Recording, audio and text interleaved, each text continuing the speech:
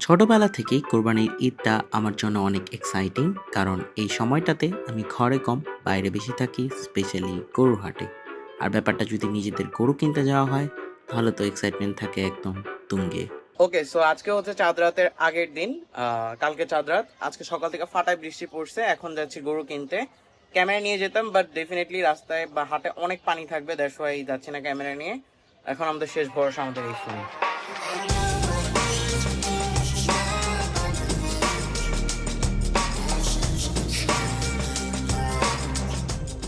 সন্ধ্যার পরে বাজার চড়া যাবে কিন্তু, বুঝছেন? সন্ধ্যার পরে বাজার আছে না, একবারে চড়া যাবে আপনি। কারণ আপনি সবসময় গতবারে কিন্তু আপনি সন্ধ্যার সময় কিন্তু সন্ধ্যার পরে কিন্তু বাজার কিন্তু অনেক চড়া গেছে। হ্যাঁ, তাহলে পুরো খালি হয়ে গেল না?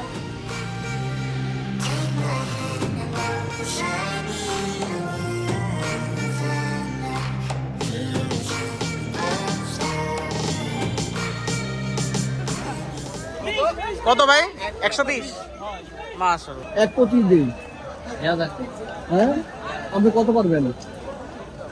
একবারে 60 দিয়ে গরু হাটে গরু কিনতে গেলে প্রতি মোমেন্টই দেখবেন নতুন নতুন এক্সপিরিয়েন্স। কখনো ব্যাপারীর সাথে দাম নিয়ে মোলামুলি করবেন, আবার কখনো গরুর জাত নিয়ে রেসিজম করবেন। এটা কস, হ্যাঁ, এটা কস কি বলবান? 180 চাচ্ছে এটা। 40 দেই। আমরা ঘুরতেছি একদম শনি একটা মাথা থেকে শুরু করছি, এখন অলমোস্ট মির্দাবাড়িতে চলে আসছি। সবাই বলতেছিল মির্দাবাড়ি মোড়ের দিকে দাম স্লাইটলি কম, দেখি কেমন হয়। আপনি 5 কম দেন। আমি 5 বেশি দেই। আরে 80 টাকা কত? 80 টাকা কত? এটা 70 মামা। 70? এটা 70, এটা 65 চাইতেছো?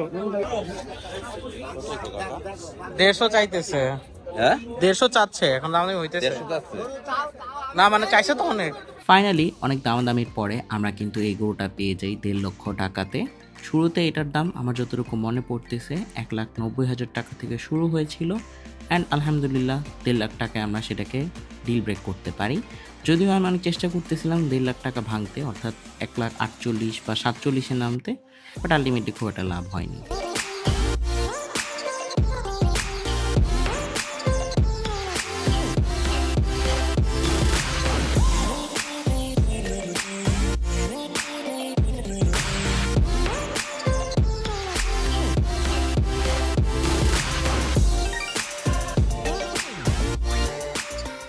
ডে 2 ব্লগের কালকে রাতে 1:30 বাজে বাসায় ব্যাক করছি, কারণ বিদ্যুৎ বিভাগে কল দিতে হয়েছে, ওরা এসে অনেক কিছু ঠিকঠাক করছে, বাট স্টিল এখনো লিফট ঠিক হয়নি, তো সেই দিন নামতেছি। আমাদের গরু হচ্ছে পুরো সেন্টিং মোডে আছে। গতকালকে আনার পরে এই গরুটা খুবই ডিস্টার্ব করছে, এখন পুরো ঠান্ডা।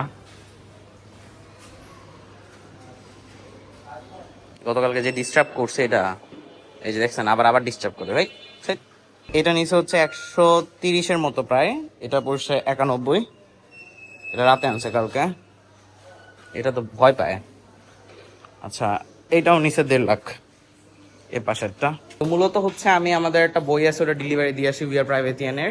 যদিও কালকে আমি পাঠাতে দিয়েছিলাম, বাট আলটিমেটলি পাঠাও থেকে পিক করে নাই, তো ঈদের আগে আর পাবে না বইটা। তো যেহেতু দাও ডিগ্রিতে রাখি। চাঁদ রাত, তো ভাবলাম ঘুরেও আসি, মোহাম্মদপুরে যেতে হবে ডেলিভারি দিতে।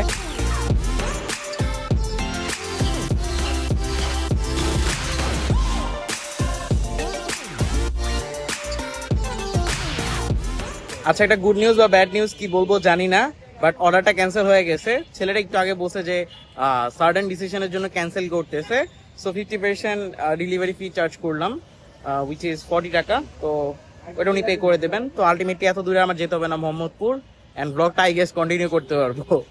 বেসিক্যালি আমাদের হচ্ছে ঈদের আগে বইটা দেওয়ার টার্গেট ছিল, যেহেতু পাঠাও মিস করে গেছে, আমরা নিজেরা দিচ্ছিলাম, কিছুটুকু কষ্ট হয়েছে। বাট এখন আরেকটা ডেলিভারি আছে তোহার, একটা স্টার্ট আপ আছে তোহার, সো ওইখানে তেল দিবে, তাই না? হ্যাঁ, কিসের তেল? সরিষার তেল। ও আচ্ছা, কেউ অর্ডার করতে চাইলে ইউ ক্যান নক হিম। সরিষার তেল, ঘি, অন্যান্য যা যা দরকার। আমরা এখন আছি হচ্ছে ঢাকা ভার্সিটির এই পাশে হচ্ছে কার্জন হল, এই সাইডটাতে কার্জন হল, অ্যান্ড কাঁঠাল, যে ছোট ছোট কাঁঠাল। চল ভাইয়া তোর মাথায় ফাটাই, তারপরে খাবো। আর এটা আই গেস মুকাররম বিল্ডিং, এই পাশে pharmacy and mathematics most probably ওই পাশে হয়, আর কেমিস্ট্রি মোস্ট প্রবলি কার্জন হলের দিকে হয়।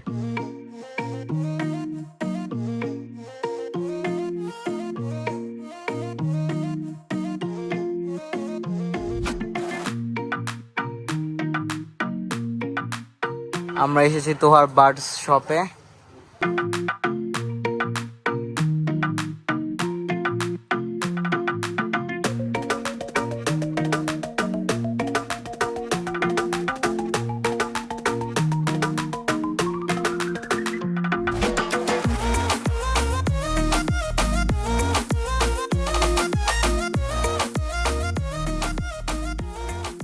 এটা হচ্ছে তোহাদের গরু। কত নিয়েছে বলো? 150 কোনো হাসির লাগে নাই তাই তো? কিনছে 2 দিন আগে, আমি মাত্র দেখতে এসেছি। আজকালকার লোকজন হাট রেখে এরকম বাসার নিচের ফার্মে থেকে গরু কিনতেছে, আর হাটের মজা মিস করতেছিস। আদর কর দেখি তোর গরু। তুই 2 দিন আসিস নি বলে রাগ করে আছে।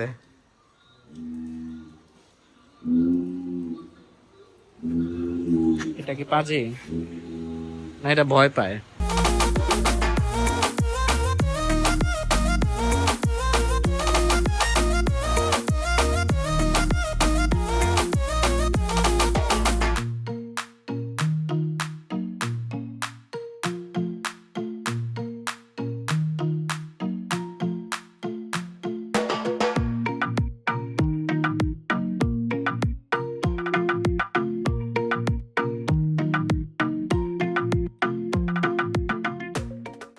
ইয়ামিন হচ্ছে ভবের মায়ের খাইতেছে জার্মানি নিয়ে, আর এখানে বসে সেমাই খাচ্ছে। সেমাই না, যাক ঈদের সেমাই খাচ্ছি, ঈদের সেমাই খাচ্ছি চাঁদ রাতে। আর ইয়ামিন এখানে ভবের মায়ের খাইতেছে। যতই পটর পটর কই না কেন, আলটিমেটলি ইয়ামিনের কাছে 3-1 গোলে হেরে যাই। বলতে গেলে 2-1ই বলা যায়, কারণ একটা গোল দেওয়ার সময় আমি কলে ছিলাম, সো ওইটাকে কাউন্ট না করাই যেতে পারে। যাই বলেন, চাঁদ রাতের ম্যাডনেস কিন্তু অন্য লেভেলের থাকে ফিফার। ফিফা শেষ করে আমি আর ইয়ামিন যাই আমাদের এই বছরের জন্য শেষবার গরুর হাটে গরু দেখতে। অ্যান্ড যাওয়ার পর রিয়ালাইজ করি যে গরুর দাম কিন্তু সম্পূর্ণ পানির দরে চলতেছে।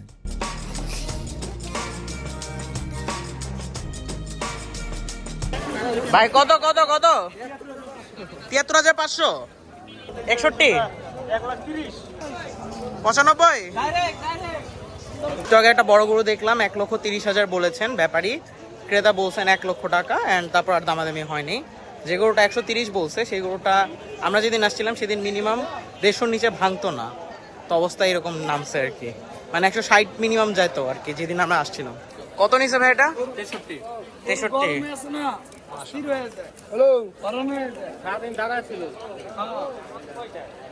খাবার দিছেন? খাইছেন এখন খাবার হ্যাঁ, কেনার পরে 3 গাছ খাইছে। হাটে যেখানেই তাকাচ্ছিলাম সব জায়গায় অবিকৃত গরু পড়েছিল, যার ফলে ব্যাপারী কিন্তু ক্রেতাকে মূল্যমূল্য করতেছেন। আজকে থেকে ঠিক 2 দিন আগেও কিন্তু সিনারিওটা টোটালি ডিফারেন্ট ছিল। দেখতে দেখতে চলে আসলো ঈদের দিন সকালবেলা। ঈদের দিন সকাল মানেই হচ্ছে ফার্স্টে গরুকে গোসল করানো, তারপর নিজে গোসল করা।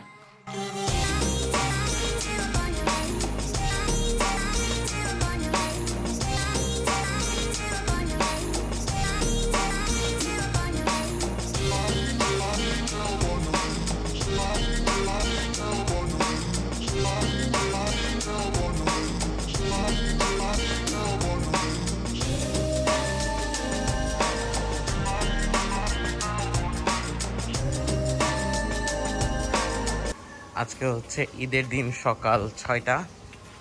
এরা হচ্ছে জানাও না যে আজকে এদের অনেক বড় ফিস্ট আছে। এগুলিগুলো তো হচ্ছে গোসল করাচ্ছে, সবার গরুকে গোসল করাচ্ছে। আমারটা ডান, যেহেতু আমি এখন বাসায় যাই অ্যান্ড নিজে গোসল করে রেডি হই নামাজের জন্য। তোহার গরু হচ্ছে গোসল করাচ্ছে, বাট তোহা মিসিং।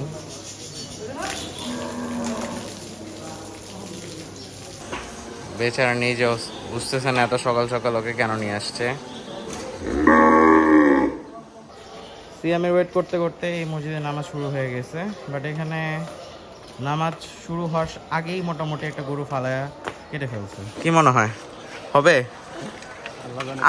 আমি গতবারও দেখছি এখানে একটা আজব জিনিস। আমি হচ্ছে জাহেরকে বলতেছিলাম যে এই রোড দিয়ে গতবার যখন নামাজ পড়তে যাচ্ছি দেখলাম যে একটা গরু নামাজ শুরু হওয়ার আগেই ফালায় কাটা শুরু করে দিছেন, চামড়া ছোলা শুরু করে দিচ্ছে। জাহের বলে সত্যি? তার একটু সামনে যাওয়ার পরে দেখি এবারও সেম কাজই করছে। নামাজ শেষ for the very last time. ওটা মাশাআল্লাহ যে ঠান্ডা, তো প্রতিবারই গরু মাসাল্লাহ অনেক ঠান্ডা গরু পড়ে, খুবই শান্ত গরু। আর এই ভদ্র মশাইয়ের সাথে হচ্ছে আমাদের গরুর হলো ঝগড়া, এই যে আমার মারতে আসে, কারণ দেখছে আমার গরুর লগে আমি হচ্ছে আদর করে আসছি। ও হচ্ছে বাকিদের কিছু বলে না, আমারই খালি মারতে আসে, দেখে যে আমি আমাদের গরু টেক কেয়ার করি। And just like that, another Eid comes to an end. The laughter, the sacrifices, the family gatherings, and the moments we often take for granted will soon become memories. As we return to our everyday lives, I hope we can carry forward the values of sacrifice, gratitude, and togetherness that this Eid teaches us. Eid Mubarak to you and your loved ones.